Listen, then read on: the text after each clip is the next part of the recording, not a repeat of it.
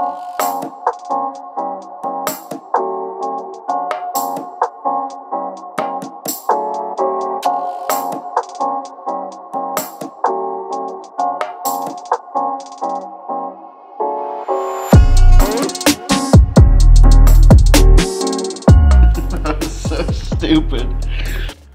Oh, hey guys, welcome to the show today. It's really good to see you around this town. So today's video is going to be absolutely jam-packed with goodies.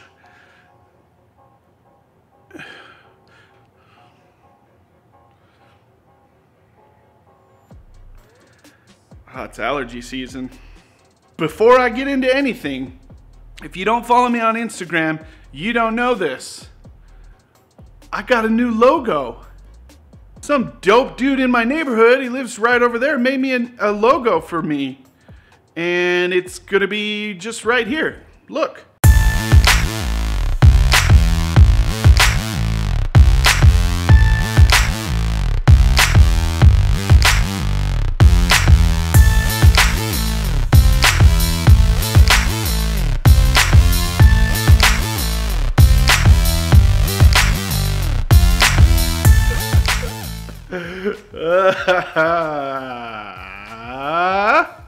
Second order of business, if you are here for the first time, or if for some weird reason you haven't hit that subscribe button, do it now. I promise you won't regret it. Not 1 minute. Welcome to the family. Mwah. So I've been going to a lot of weddings lately. 'Tis the season, right?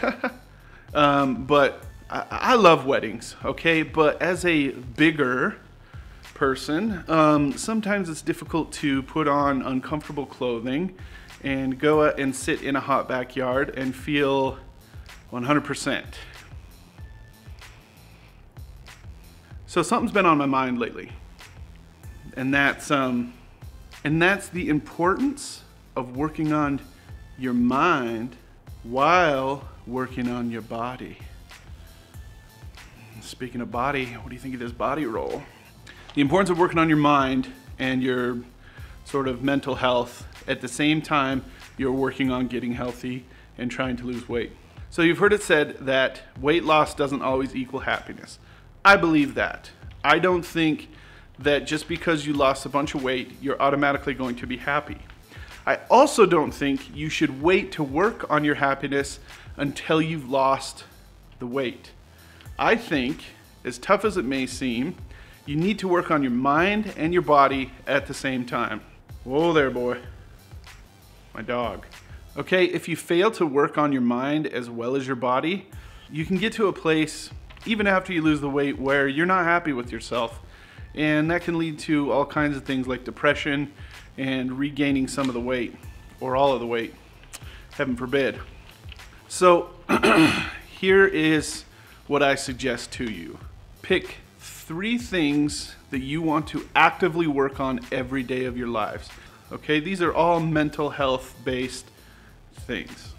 All right, so I'm going to share my 3 with you. These are 3 things that I try to actively work on every single day, so that when my body is right, my mind's going to be right too. Oh yeah, so check these out, bruh.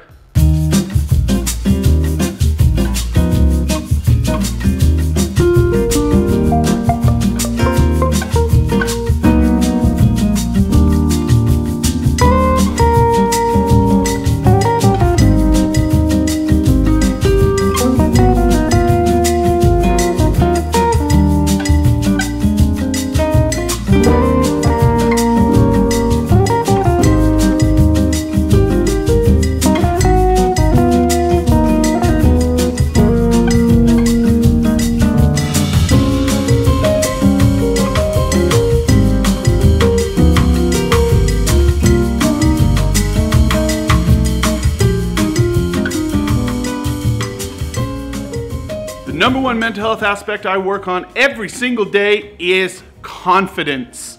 Now, I know it's not easy to build confidence, and I think it's something that kind of comes naturally as you start to feel better about your body. But Here are a few things I try to do every day to build confidence. Firstly, I try to be a nice and friendly person. Okay, I think that being kind and friendly to other people, it leads naturally to you liking yourself more, being friendlier to yourself. And that in turn, I think, boosts your confidence. Now, the important thing is to be kind and to be friendly and to be nice without any sort of agenda. So don't go into being nice thinking, well, I'm doing this so that I can build my confidence, and that's the sole purpose. Nah. Just be kind to be kind. And naturally, your confidence will increase. In kind of the same vein, being kind and friendly to people allows you to interact with people more. Okay? You talk to them. You ask genuine questions, and you want to get to know other people a little bit more. I think simply talking with people and being kind and friendly and listening helps you take a look at the way you communicate and respond to other people, and that can boost your confidence. Now, if you're more of an introvert, which I totally get because some people are introvert, you can do things like, I don't know,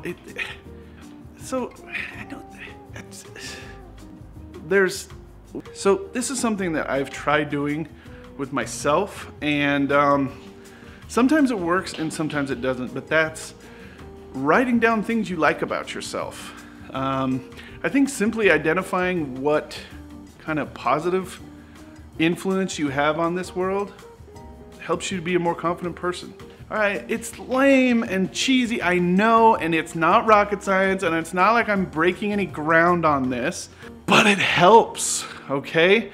Tell yourself the things you like about yourself. All right, moving on right along. Okay, the second thing, number 2, personal happiness. My favorite author in the world is a guy by the name of David Foster Wallace. He wrote about this idea of getting yourself to a place where you become comfortable in uncomfortable situations. And how does that apply to happiness? Well, hey, there's my bro. To get to a place where you can be comfortable in uncomfortable situations, you need to switch off your default setting that tells you that you are the center of the universe and that everybody else in this world is kind of just in your way. For example, he has this whole bit about, you know, if you're at the grocery store and it's uncomfortable and everybody around you is unhappy, maybe the lady in front of you at the checkout line isn't normally the screaming mother that she portrays in that line.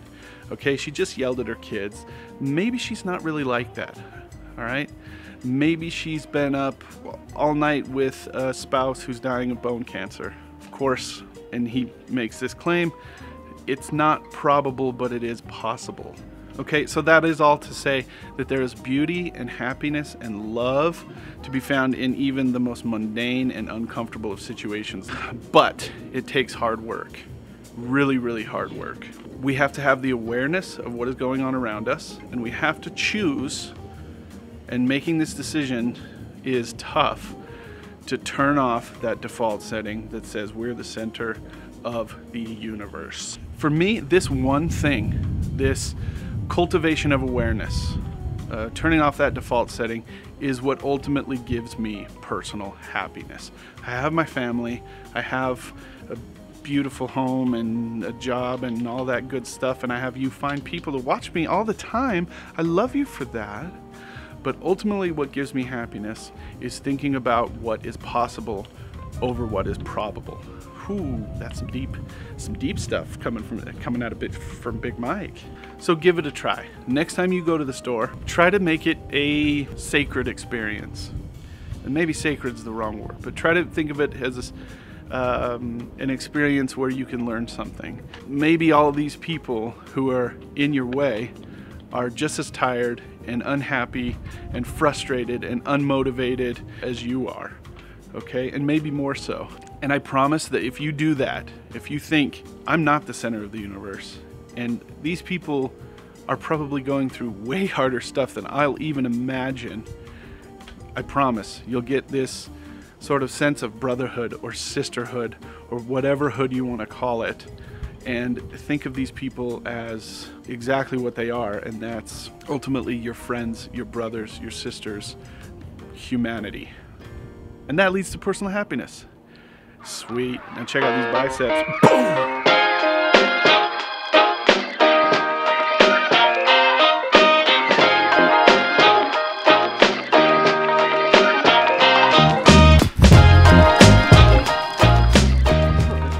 Bug in that. There was a bug in that one. There's a bug in that one. Okay, so the third thing I do, I try to strengthen my ability to be genuinely happy for other people. Regardless of where you are in your life, regardless of what you have, regardless of anything really, just to be genuinely happy for somebody else. I remember being younger and watching my friends get into relationships and just become really happy, and I remember being bitter and jealous and envious, and it only made things worse. I only got sadder, I only got more lonely. But it's tough when you're lonely, or whatever your situation is in life. It's tough to see people succeed when it feels like, when it feels like you are, going the exact opposite way. I think that true inner strength and true inner happiness comes from being able to truly be happy for somebody regardless of where you are, and to be able to show that happiness as well, not just force it. Whew, it's a real brisk 90 degrees out. Be a long summer. All right, so those are the 3 things that I try to work on every day to up my mental health game. Confidence, personal happiness, and the ability to be happy for other people. Now, it's hard to do these things, and it's even harder to do these things while you're trying to lose weight. But I promise you that if you do these in conjunction with each other, they feed off of each other, okay? They help, they support one another. Your mental health supports your physical health and vice versa. So do them together. When you lose the weight and you finally get to that end goal, your mind is gonna be in the right place, and you're just gonna have all kinds, The last thing I wanna say, this is important, so I'm gonna zoom in. Hold up. Someone's singing Ghetto Superstar. That is what you are, reaching from afar, reaching from afar. This is important. I have something really exciting coming up, all right? You're gonna love it. But what I need you to do for Big Mike right now, first of all, like this video, okay? Leave me a comment. What do you guys do every day to help your mental health? Let me know. Let's start a discussion. I'm gonna try to reply to all of y'all. I really wanna know. Okay?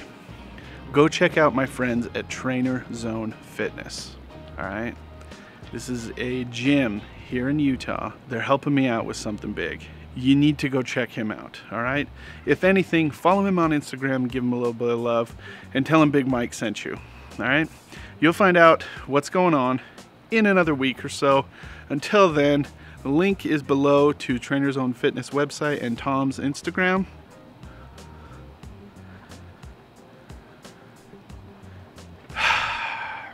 All I can say is this: I love you guys. I mean that. I do have one message. This message is for John David Glaude, Mr. Obese to Beast. You've been quiet. I respect that. But just know that I'm bringing it. I'm bringing all of it.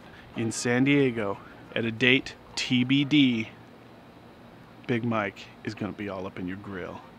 So get yourself ready. Do you think it'd be weird if I hugged him when I met him? You think go for it? What about his mom? Can I embrace her? Okay, I think mothers love hugs. I think that's a universal truth. I'm gonna hug his mom. I'm gonna hug you, Mrs. Mama Beast. I give really good hugs because I'm soft. Okay, well, yeah, so I'll see you guys soon. All right, okay, bye. I'm currently locked out of my own house. Oh, hi. Hi. Can I come in? Thank you very much. Appreciate you letting me into my own house.